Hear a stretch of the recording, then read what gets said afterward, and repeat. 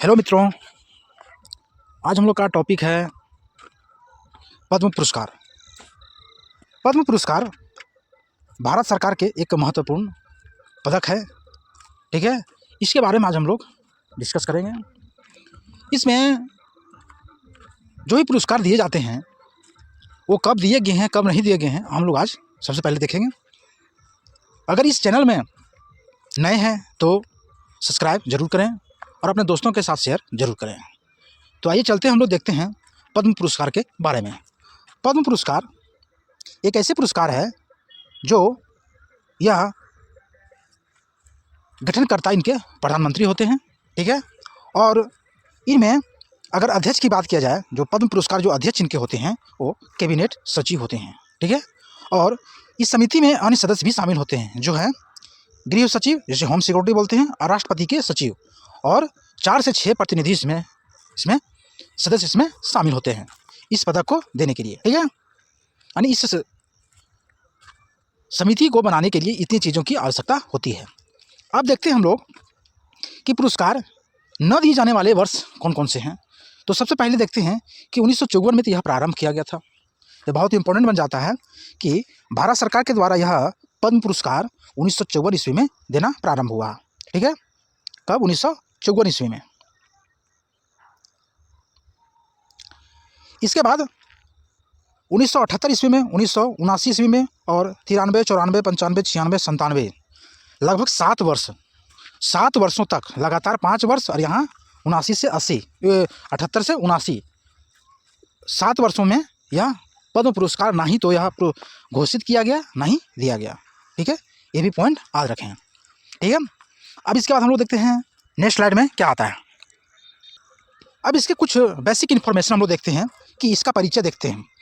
यह सर्वोच्च सम्मान पुरस्कार है भारत सरकार के नागरिकों या सम्मान। ठीक है, जितना भी पुरस्कार होता है उनमें सर्वोच्च पुरस्कारों में से एक है यह। ठीक है, इसकी घोषणा समय हर साल गणतंत्र दिवस यानी 26 जनवरी के पूर्व संध्या पर यह घोषित किया जाता है। पद्म पुरस्कार प्राधिकरण एवं उद्देश्य, इनका गृह मंत्रालय, पद्म पुरस्कार गृह मंत्रालय के अंतर्गत आते हैं।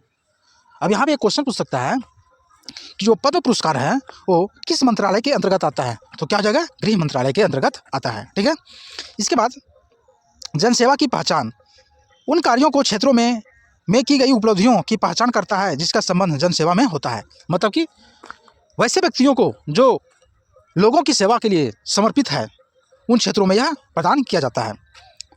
अब एक और इसमें बात देखते हैं कि पुरस्कार की श्रेणियाँ कौन कौन सी होती हैं।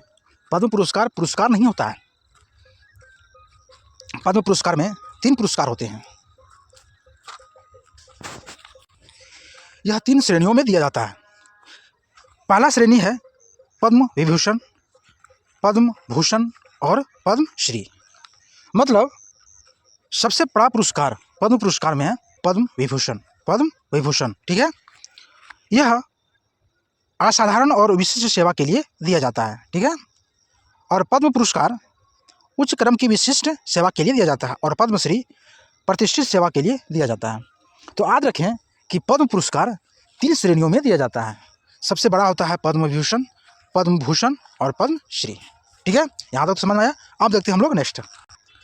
अब देखते हैं यहाँ तक तो हम लोग इसकी हिस्ट्री के बारे में देखें कि पद्म पुरस्कार कब प्रारंभ किया गया, कब नहीं दिया गया, इनको कौन कौन से मंत्रालय देते हैं, इसका जो सदस्य होते हैं कौन कौन होते हैं। अब हम लोग देखते हैं कि 2026 ईस्वी में पद्म पुरस्कार किन किन व्यक्तियों को और कितने लोगों को दिया गया, तो बहुत इंपॉर्टेंट बन जाता है एग्जाम व्यू से। ठीक है, तो इसे ध्यानपूर्वक देखें। तो यहाँ पे देखें कि वर्ष 2026 में राष्ट्रपति द्वारा स्वीकृति कुल पद्म पुरस्कार 131 कुल व्यक्तियों को दिया जाएगा। ठीक है, कितना व्यक्तियों को? 131 व्यक्तियों का। यहाँ पे एक हमारा क्वेश्चन तैयार हो गया कि कितने व्यक्तियों को दिया जाएगा 2026 में? 131 व्यक्तियों का। अब आता है कि पद्म विभूषण 5 व्यक्तियों को दिया जाएगा, और पद्म भूषण 13 व्यक्तियों को दिया जाएगा, और 113 पद्मश्री दिया जाएगा। तब यहाँ पे क्वेश्चन उठ जाता है मेरा कि पद्म विभूषण कितने व्यक्तियों को? 5 व्यक्तियों को, पद्म भूषण 13 व्यक्तियों को, और पद्मश्री 113 व्यक्तियों को दिया जाएगा। ठीक है, अब आते हैं हम लोग इनमें महिलाओं की संख्या कितनी है बोला जाए तो महिलाओं की संख्या 19 है। विदेश और NRI की संख्या कितनी है? 6 है। और मरणोपरांत पुरस्कार कितने हैं? 16 व्यक्तियों को दिया जाएगा। ठीक है, इसमें से जो मरणोपरांत है वो बहुत इंपॉर्टेंट है। बोला गया क्वेश्चन में कि भारत में 2026 ईस्वी में मरणोपरांत व्यक्तियों को पद्म पुरस्कार कितने व्यक्तियों को दिया गया। ठीक है, तो यहाँ पे 16 हम लोग का आंसर हो जाएगा। ठीक है, पद्म विभूषण, पद्म भूषण और पद्मश्री मिलाकर टोटल 16 मरणोपरांत पुरस्कार दिया गया। ठीक है, आते हैं हम लोग नेक्स्ट। अब लोग देखते हैं यहाँ पे कि पद्म पुरस्कार जो 5 व्यक्तियों को दिया गया है वो कौन कौन से व्यक्ति हुए। तो सबसे पहले हम लोग आते हैं धर्मेंद्र सिंह देवल। ये तो सबको ही जानते होंगे, धर्मेंद्र सिंह देवल। इन्हें मरणोपरांत यह पुरस्कार दिया गया। किस क्षेत्र में ये है? ये क्षेत्र कला के क्षेत्र में है। कहाँ से है? महाराष्ट्र राज्य से यह बिलोंग्स करते हैं।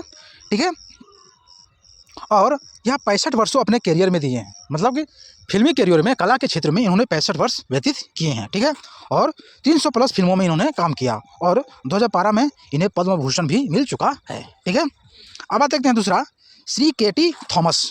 श्री केटी थॉमस एक सार्वजनिक मामले के क्षेत्र के यह व्यक्ति हैं।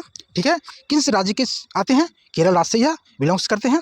2007 में यह पद्म भूषण मिला था। ठीक है, और सर्वोच्च न्यायालय के न्यायाधीश भी रह चुके हैं। कौन? केटी थॉमस। ठीक है, इसके बाद हम लोग आते हैं सुश्री एन राजम। ठीक है, किस क्षेत्र के यह व्यक्ति हैं? कला के क्षेत्र में है। किस राज्य से बिलोंग्स करते हैं? उत्तर प्रदेश से। और प्रसिद्ध क्या है? यह भारतीय वायलिन वादक यह हैं। ठीक है, सुश्री एन राजम किस क्षेत्र की प्रसिद्ध है? वायलिन वादक के क्षेत्र में यह प्रसिद्ध है। ठीक है, हिंदुस्तानी शास्त्रीय संगीत में यह योगदान देती है। ठीक है, उसके बाद हम लोग आते हैं नेक्स्ट, श्री V.S. अच्युतानंदन। ठीक है, इन्हों भी मरणोपरांत यह पुरस्कार दिया गया। ठीक है, मरणोपरांत पुरस्कार दिया गया और किस क्षेत्र में? यह सार्वजनिक मामले के क्षेत्र में इन्हें दिया गया है। ठीक है, अब इसके बाद आते हैं, यह किस राज्य से बिलोंग्स करते हैं? केरल राज्य से बिलोंग्स करते हैं और 2006 से लेकर 2011 तक केरल के मुख्यमंत्री भी रह चुके हैं। ठीक है, ये बहुत इंपॉर्टेंट बन जाता है कि जो पिछला कार्य जो इन्होंने किया मुख्यमंत्री के रहते हुए, यह बहुत इंपॉर्टेंट बन जाता है। ठीक है, इसके बाद लंबे समय तक यह जनसेवा में कार्यरत भी रहे हैं। ठीक है, अब 5वां आता है श्री P. नारायण। ठीक है, इस किस क्षेत्र के हैं? साहित्य एवं शिक्षा के क्षेत्र में। ठीक है, किस राज्य से? केरल के राज्य से है। ठीक है, यह प्रसिद्ध है लेखक और शिक्षाविद थे। ठीक है, साहित्य के महत्वपूर्ण थे। ठीक है, साहित्य में यह महत्वपूर्ण थे व्यक्ति। ठीक है, यहाँ तक हम लोग देखें पद्म विभूषण विजेता जो 2026 में दिया जाएगा। ठीक है, अब आते हैं हम लोग देखते हैं अगला, पद्म भूषण। ठीक है, पद्म भूषण कितने व्यक्तियों को दिया गया अब हम लोग देखते हैं। पद्म भूषण सबसे पहले हम देखते हैं गुरु पीयूष पांडे। ठीक है, इन्हें मरणोपरांत यह पुरस्कार दिया गया है। किस क्षेत्र के हैं? ये कला के क्षेत्र से थे। ठीक है, यह महाराष्ट्र राज्य से संबंधित थे। कौन? गुरु पीयूष पांडे। अब आते हैं हम लोग झारखंड के दिमोस गुरु शिबू सोरेन। ठीक है, इन्हें मरणोपरांत भी इन्हें दिया गया है। किस क्षेत्र के थे? सार्वजनिक मामले के यह क्षेत्र के थे। किस राज्य के? झारखंड राज्य के। भारतीय समाज सुधारक थे। ठीक है, झारखंड के पूर्व मुख्यमंत्री भी रह चुके हैं। जो झारखंड से रिलेट है वो जानते होंगे कि शिबू सोरेन कौन थे। वर्तमान हेमंत सोरेन के पिताजी हैं शिबू सोरेन। ठीक है, उसके बाद हम लोग आते हैं नेक्स्ट, V.K. मल्होत्रा। इन्हें भी मरणोपरांत यह पुरस्कार दिया गया है। ठीक है, किस क्षेत्र के थे? ये सार्वजनिक मामले के क्षेत्र के थे। किस राज्य से बिलोंग करते थे? दिल्ली राज्य के बिलोंग करते थे। ठीक है, राजनेता एवं शिक्षाविद थे। ठीक है, अब आते हैं नेक्स्ट, चौथा हम लोग को सुश्री अलका याग्निक। अगर आप लोग गाना सुनते होंगे तो अलका याग्निक के गाना अवश्य सुने होंगे। तो यही है अलका याग्निक, किस क्षेत्र के? कला के क्षेत्र में। ठीक है, आते हैं अब किस राज्य से बिलोंग करते हैं? महाराष्ट्र राज्य से बिलोंग करते हैं। ये मशहूर क्या है? गायिका है। क्या है? मशहूर गायिका। इसके बाद हम लोग आते हैं नेक्स्ट, 5वां भगत सिंह कोश्यारी किस क्षेत्र से हैं? सार्वजनिक मामले के क्षेत्र में है। किस राज्य से? उत्तराखंड राज्य से है और ये भारतीय राजनीतिज्ञ हैं। ठीक है, आते हैं हम लोग नेक्स्ट, आते हैं डॉक्टर नोरी दत्ता त्रियुडू। ठीक है, किस क्षेत्र के हैं? चिकित्सक क्षेत्र के हैं, मेडिसिन क्षेत्र में हैं। देश के हैं? संयुक्त राज्य अमेरिका से हैं। ठीक है, भारतीय अमेरिका रेडिएशन ऑर्कोलॉजिस्ट। ठीक है, ऑर्कोलॉजिस्ट एवं कैंसर विशेषज्ञ ये है। ठीक है, कौन है? डॉक्टर नोरी दत्ता त्रियुडू। ठीक है, अब अगला आते हैं हम लोग नेक्स्ट, श्री मामू टट्टी किस क्षेत्र के हैं? कला के क्षेत्र में है। ये साउथ के मूवी में बहुत काम करते हैं। ठीक है, किस राज्य से है? केरल राज्य से हैं, भारतीय सिनेमा के अभिनेता हैं। ठीक है, अब आते हैं हम लोग नेक्स्ट SKM मोलानंदन। ठीक है, किस क्षेत्र के? सार्वजनिक मामले के क्षेत्र है, पब्लिक अफेयर में। राज्य किस राज्य से आते हैं? तमिलनाडु राज्य से आते हैं। उद्योगपति एवं सामाजिक कार्यकर्ता ये थे व्यक्ति। ठीक है, ये व्यक्ति हैं। ठीक है, अगला हम लोग देखते हैं श्री शतवाधिनी आर गणेश। ठीक है, एक केरल जो साउथ इंडियन के जो नाम होते हैं थोड़ा डिफिकल्ट होते हैं, सो इससे ध्यानपूर्वक देखें। ठीक है, किस क्षेत्र के हैं? कला के क्षेत्र में हैं। किस राज्य से आते हैं? कर्नाटक राज्य से आते हैं और संस्कृत और कन्नड़ के लेखक हैं। कई भाषाओं के तात्विक कवि भी हैं ये। ठीक है, अब अगला नेक्स्ट हम लोग आते हैं श्री उदय कोटक।